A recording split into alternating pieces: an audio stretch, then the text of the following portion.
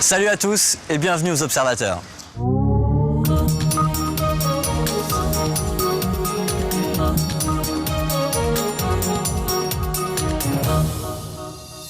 Vous connaissez peut-être maintenant le principe de cette émission. Elle est entièrement réalisée à partir d'images d'amateurs. Photos, vidéos, témoignages.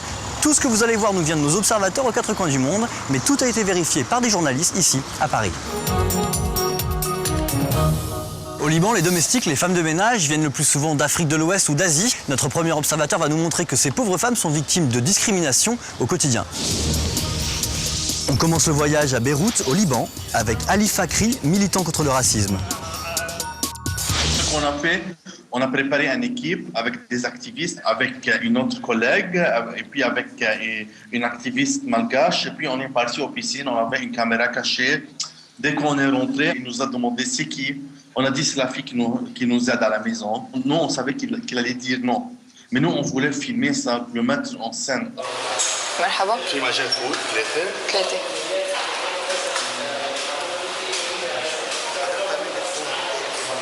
خادمة تبعولتنا. ليه؟ ليه يعني؟ لأنه خادمة أو لأنه لونها أسود؟ قدام عندي ما بيلزم. Entre 20 piscines qu'on a appelées et puis qu'on a fait notre investigation, on a eu 15 piscines qui refusent de faire entrer les gens de la peau noire ou de la peau jaune. Dans les piscines libanaises, il y a des pancartes qui citent que c'est interdit de faire entrer les transistors, puis c'est interdit de faire entrer les femmes de ménage. Nous, on ne dit pas que tous les Libanais sont racistes. Nous, on dit que chez nous, dans notre pays, il n'y a pas une loi qui pénalise les actes racistes.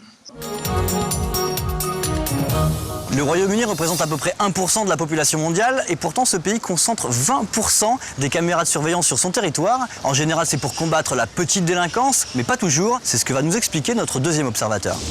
On part maintenant pour Birmingham, en Angleterre, avec Steve Joly, l'initiateur de la campagne contre les caméras de surveillance. Ces caméras sont apparues soudainement. C'était un mystère, personne ne savait pourquoi elles avaient été mises là. On nous a dit que c'était pour lutter contre le crime, mais dans mon quartier c'est très calme, il y a très peu de délinquance. Et pourtant, ils avaient mis plusieurs caméras. J'ai trouvé ça bizarre. Nous avons immédiatement soupçonné que quelque chose de pas net se tramait. Que toutes ces caméras devaient servir à épier la population musulmane. Et c'était bien le cas. Je suis allé sur le site de la municipalité de Birmingham. Ils ont une carte sur laquelle on peut identifier les quartiers dans lesquels vivent beaucoup de musulmans. Eh bien, ce sont bien dans ces quartiers qu'on a mis des caméras. Les deux cartes correspondent parfaitement.